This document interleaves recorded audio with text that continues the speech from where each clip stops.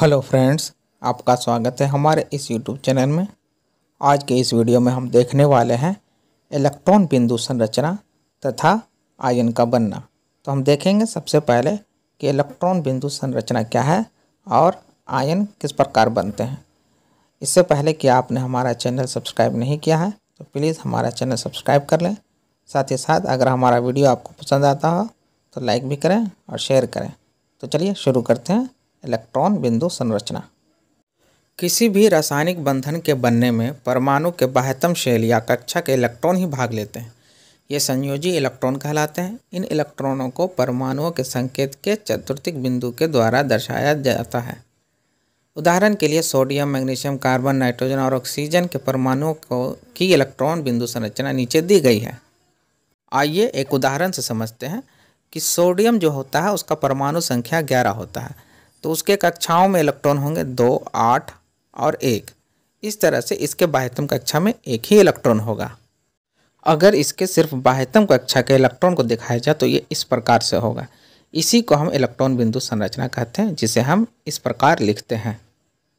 Magnesium ion को इस प्रकार लिखा जाएगा क्योंकि इसके बाह्यतम कक्षा में 2 इलेक्ट्रॉन होते हैं। इसी प्रकार ऑक्साइड आयन के बाह्यतम कक्षा में 8 इलेक्ट्रॉन हो जाते हैं। सल्फाइड आयन के बाह्यतम कक्षा में 8 इलेक्ट्रॉन हो जाते हैं। नाइट्राइड आयन के बाह्यतम कक्षा में 8 इलेक्ट्रॉन हो जाते हैं। तो इस प्रकार से यह लिखा जाएगा। उसी प्रकार कुछ अणुओं के जो है इलेक्ट्रॉनिक बिंदु संरचना को हम इस प्रकार लिख सकते हैं। हाइड्रोजन अणु को देख सकते हैं आप, H और 2 इलेक्ट्रॉन, उसके बाद H। क्लोरीन अणु को Cl2 को Cl और Cl और उनके जो दो इलेक्ट्रॉन हैं, वो मतलब एक इलेक्ट्रॉन जो है साझा किए गए हैं, जिसके कारण इनके बाह्यतम कक्षा में 8 इलेक्ट्रॉन दिखाए गए हैं। उसी प्रकार ऑक्सीजन अणु को दिखाया जा सकता है। हाइड्रोजन क्लोराइड अणु को भी दिखाया जा सकता है और मीथेन अणु को भी इसी प्रकार दिखाया जा सकता है। तो इस सहसंयोजक बंधन को हम आगे भी पढ़ेंगे और देखेंगे कि सहसंयोजक बंधन किस प्रकार बनते हैं। फिलहाल तो इस कक्षा में हम सिर्फ इलेक्ट्रॉन बिंदु संरचना के ही बारे में पढ़ेंगे।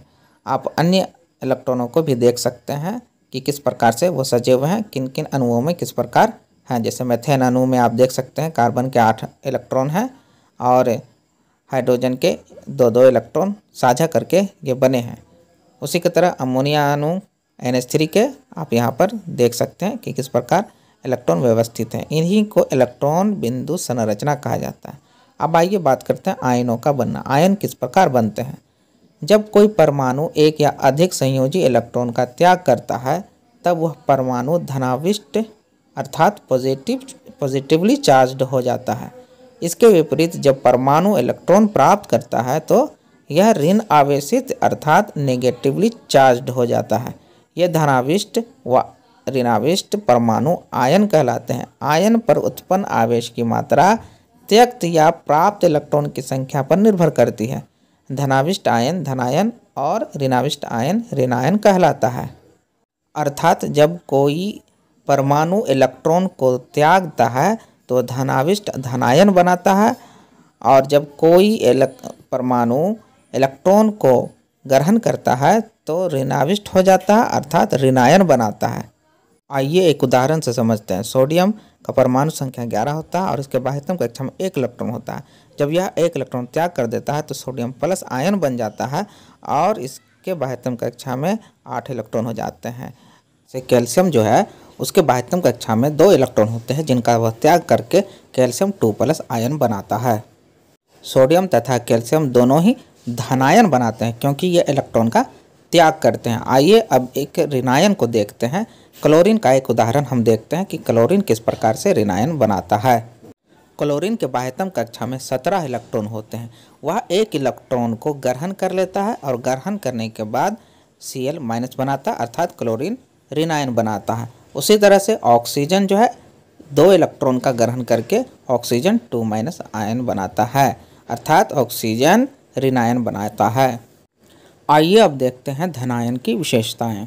किसी धनायन में अपने मूल परमाणु से कम इलेक्ट्रॉन रहते हैं क्योंकि धनायन जो है 1 इलेक्ट्रॉन या 2 इलेक्ट्रॉन या 3 इलेक्ट्रॉन का त्याग करता है। जैसा कि सोडियम की स्थिति में हमने देखा, सोडियम 1 इलेक्ट्रॉन का त्याग करता है। दूसरा है धनायन पर धन आवेश रहता है। क्योंकि यह इलेक्ट्रॉन का त्याग करता है। जब एक इलेक्ट्रॉन का त्याग करता है या 2 इलेक्ट्रॉन का त्याग करता है या 3 इलेक्ट्रॉन का त्याग करता है तो इनके नाभिक में प्रोटॉनों की संख्या वही रहती है जो परमाणु की संख्या रहती है, पर इलेक्ट्रॉनों की संख्या कम हो जाती है, जिसके कारण जो इसका अंतर है वो पॉजिटिव चार्ज में बढ़ जाता है, इसीलिए धनायन पर धनावेश रहता है।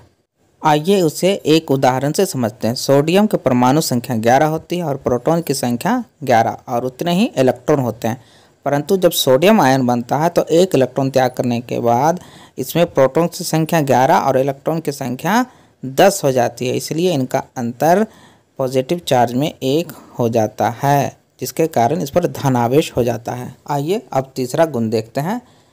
परमाणु के धनायन में परिवर्तित हो जाने पर भी इसकी परमाणु संख्या अपरिवर्तित रहती है।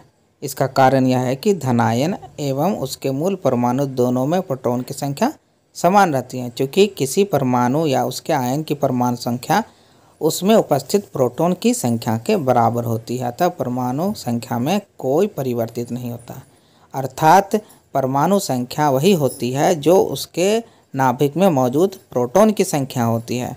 तो परमाणु संख्या बराबर प्रोटॉन की संख्या, जो प्रोटॉन कहीं नहीं जाता है उसी नाभिक में मौजूद रहता है, इसीलिए उसका परमाणु संख्या नहीं बदलता है। आइए अब चौथी विशेषता को हम देखते हैं। धनायन का इलेक्ट्रॉनिक विन्यास उसके निकटतम उत्कृष्ट गैस के सदृश होता है। उदाहरण के लिए हम पोटेशियम को देख सकते हैं। हम जानते हैं कि पोटेशियम के परमाणु संख्या जो होते हैं वो 19 होते हैं।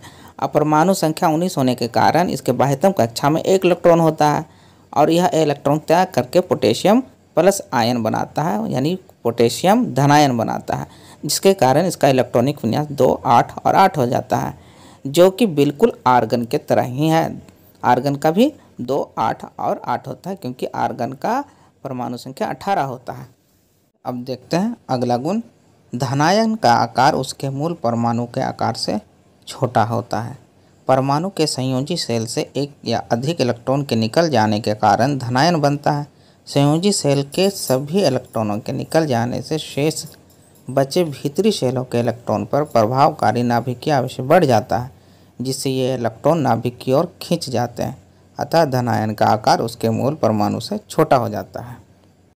जैसा कि हमने पढ़ा कि कोई भी धनायन जो होता है जब इलेक्ट्रॉन का त्याग कर देता है तो उसके इलेक्ट्रॉन कम हो जाते हैं और नाभिक में प्रोटॉन की संख्या अधिक हो जाती है, जिस कारण धनावेश बढ़ जाता है और इलेक्ट्रॉनों पर प्रभावी आवेश बढ़ने के कारण वह नाभिक की तरफ खींचा जाते हैं, और जिस कारण से उस धनायन का आकार मूल परमाणु से छोटा हो जाता है। आइए अब देखते हैं छठी विशेषता। धातु परमाणु से धनायन बनते हैं। उदाहरण के लिए sodium plus, potassium plus, magnesium 2 plus, calcium 2 plus, beryllium 2 plus एवं एल्यूमिनियम 3 प्लस धनायन है। अपवाद स्वरूप में हाइड्रोजन और अमोनियम मूलक धातु होते हैं, परंतु ये धनायन बनाते हैं, जैसे हाइड्रोजन आयन और अमोनियम आयन बनाते हैं। अब आइए ऋणायन की विशेषता देखते हैं। ऋणायन में अपने मूल परमाणु से अधिक इलेक्ट्रॉन होते हैं। जैसा कि आप जानते हैं कि कोई भी ऋणायन जो होता है उनमें इलेक्ट्रॉनों की संख्या अधिक हो जाती है। क्यों? क्योंकि वो इलेक्ट्रॉन को ग्रहण करते हैं। आइए इसे समझते हैं। क्लोरीन का परमाणु संख्या 17 होता है। इसका अर्थ है इसके प्रोटॉनों की संख्या 17 होगी और इलेक्ट्रॉनों की संख्या भी 17 होगी, क्योंकि अभी तक इसने कोई इलेक्ट्रॉन ग्रहण नहीं किया है। तो कुल आवेश जो है वो धनावेश और ऋणावेश बराबर है। जब यह एक इलेक्ट्रॉन को ग्रहण कर लेता है तो इनमें इलेक्ट्रॉनों की संख्या बढ़ जाती है, तब यह हो जाता है 18, 2, 8 और 8। प्रोटॉन की संख्या तो 17 ही रहती है, परंतु इलेक्ट्रॉन की संख्या बढ़ जाने के कारण इस पर कुल आवेश जो होते हैं वो माइनस में हो जाते हैं, अर्थात यह ऋणायन बन जाते हैं। इस तरह से हमने देखा कि ये इलेक्ट्रॉन को ग्रहण करके ऋणायन बनाते हैं और इनमें इलेक्ट्रॉन की संख्या बढ़ जाती है। आइए दूसरी विशेषता देखते हैं। ऋणायन पर ऋण आवेश होता है। इसका कारण क्या है? इसका कारण यही है कि यह एक इलेक्ट्रॉन, 2 इलेक्ट्रॉन या जितने भी इलेक्ट्रॉन यह ग्रहण करता है उतने पर यह ऋण आवेशित हो जाता है और ऋणायन बनाता है। आइए तीसरी विशेषता देखते हैं। मूल परमाणु के ऋणायन में परिवर्तित परिवर्तित हो जाने पर उसकी परमाणु संख्या अपरिवर्तित रहती है। बिल्कुल उसी तरह से जिस तरह से धनायन के थे उसी तरह ऋणायन के थे। परमाणु संख्या में कभी भी कोई बदलाव नहीं होता है क्योंकि यह प्रोटॉन की संख्या के बराबर ही होता है। आइए अब देखते हैं चौथी विशेषता। ऋणायन एवं इसके निकटतम उत्कृष्ट गैस के इलेक्ट्रॉनिक विन्यास एक ही होते हैं। आइए एक उदाहरण से समझते हैं। क्लोरीन जो है उसका परमाणु संख्या 17 होता है। एक इलेक्ट्रॉन ग्रहण करने के बाद यह क्लोरीन आयन बनाते हैं, क्लोराइड आयन बनाते हैं और इसका इलेक्ट्रॉनिक विन्यास 288 हो जाता है। जिस तरह से बिल्कुल उसी तरह से जिस तरह से आर्गन होता है, आर्गन का 288 होता है। आइए देखते हैं अगली विशेषता। ऋणायन का आकार उसके मूल परमाणु के आकार से बड़ा होता है। अब समझिए इसे कि एक उदासीन परमाणु में प्रोटॉन एवं इलेक्ट्रॉन की संख्या बराबर होती है, किंतु जब ऋणायन बनाते हैं तब इनमें एक इलेक्ट्रॉन, दो इलेक्ट्रॉन या जितने भी इलेक्ट्रॉन ये ग्रहण करते हैं उतने इलेक्ट्रॉन बढ़ जाते हैं, जिस कारण से नाभिक के बाहर आवेश बढ़ने से, ऋण आवेश बढ़ने से ये इलेक्ट्रॉन जो होते हैं, इलेक्ट्रॉन बाहर की ओर फैलना शुरू कर देते हैं क्योंकि इसे खींचने के लिए प्रोटॉन की संख्या कम होती है, यानी धन आवेश की संख्या कम पड़ जाती है, जिसके कारण परमाणु का आकार बढ़ जाता है। आइए देखते हैं अगली विशेषता। ऋणायन के गुण अपने मूल परमाणु के गुणों से बिल्कुल भिन्न होते हैं। उदाहरण के लिए क्लोराइड आयन के गुण अपने मूल परमाणु क्लोरीन के गुणों से पूर्णतः भिन्न होते हैं। क्लोरीन परमाणु सोडियम के साथ तीव्रता से अभिक्रिया करके सोडियम क्लोराइड बनाते हैं, किंतु क्लोराइड आयन सोडियम के साथ अभिक्रिया नहीं करता है। क्यों? क्योंकि यह एक इलेक्ट्रॉन ग्रहण करके अष्टक पूरा कर चुका है। इस तरह से धनायन तथा ऋणायन की विशेषता समाप्त होती है। अब आगे देखते हैं विद्युत धनात्मक और विद्युत ऋणात्मक तत्व। जिन तत्वों के परमाणु आसानी से इलेक्ट्रॉन का त्याग करके धनायन में बदल जाने की प्रवृत्ति रखते हैं वे विद्युत धनात्मक होते हैं, अर्थात विद्युत धनात्मक तत्व कहलाते हैं।